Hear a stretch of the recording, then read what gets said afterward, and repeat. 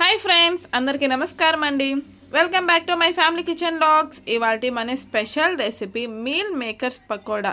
చాలా అంటే చాలా టేస్టీగా ఉంటుందండి. ఎలా చేయాలో తెలుసుకుందామా? దానికోసం ముందుగా 200 గ్రామ్స్ మీల్ మేకర్ని తీసుకొని అర్ధగంట సేపు వాటర్లో నానబెట్టుకోవాలి.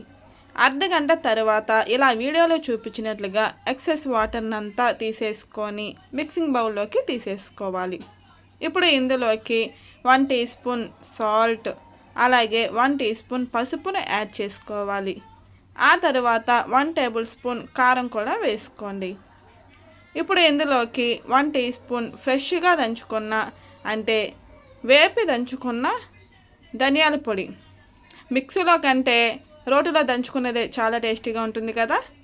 ఇప్పుడు ఇందులోకి 1 టీ స్పూన్ గరం మసాలాను వేసుకోవాలి. ఆ తర్వాత 1 టేబుల్ స్పూన్ ఫ్రెష్గా దంచుకున్న అల్లం వెల్లుల్లి పేస్ట్ని వేసేసుకోవాలి.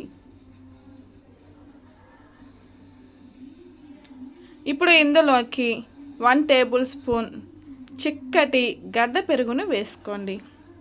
హోమ్ మేడ్ పెరుగు అయితే చాలా బాగుంటుందండి. ఇప్పుడు ఇందులోకి అరచెక్క నిమ్మరసం కూడా వేసేసుకోవాలి.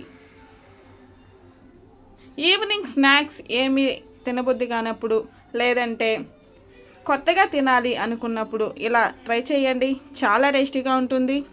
ఇప్పుడు ఇందులోకి 1/2 కప్ శనగపిండి కూడా వేసేసుకొని బాగా మ్యారినేట్ చేసుకొని ఒక 10 నిమిషాలు అలాగే వదిలేసేయండి. ఇలా వదిలివేయడం వలన మసాలాలు మొత్తం మీల్ మేకర్స్కి బాగా పడుతుంది.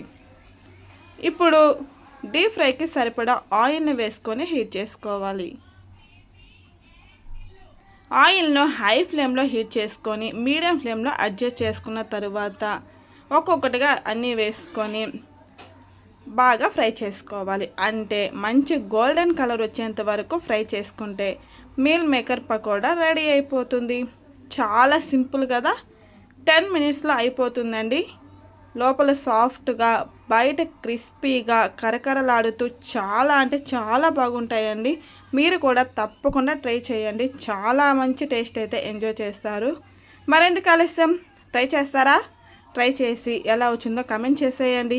అలాగే మీకు ఈ రెసిపీ నచ్చినట్లయితే షేర్ చేయండి, అలాగే లైక్ చేయండి.